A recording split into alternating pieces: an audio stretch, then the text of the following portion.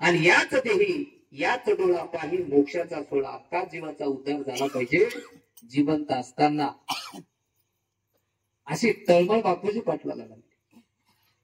आणि म्हणून बापूजी पाटलाला संशय का आला, तर बापूजी पाटील हे ग्रस्ताश्रमी होते, संसारी होते. आणि बाळगीर महाराज हे ब्रह्मचारी संन्यासी होते. बापूजी पाटलाला असं मनात येऊ लागलं की आपण जर संन्यास धर्म स्वीकारला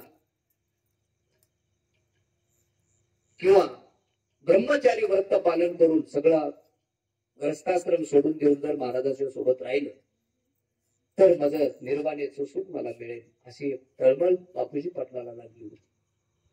म्हणून बाळगीर महाराजांना जाऊन विचारले, महाराज काय करू निर्वाणेचं सुख मिळण्यासाठी? निर्वाणेचं सुख स्वरूप निर्वाण जाणले, मौल्यवरता ते करी धारणा, सकळ विकारा ते त्यागुणा, श्यामराज्य तो पावला, लयले नलयतेशी पावला, विचारा घा बुडाला, सुख दुःखाचा कलबला, मावळला तिथे.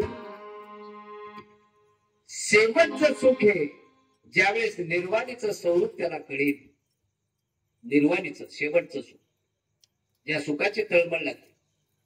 आणि शेवटी आपला उद्धार झाला पाहिजे म्हणून याच्यासाठी तुम्ही तन मन धन गुरुला अर्पण केलं, बाकी याच्या पाठीमागे काही नाही.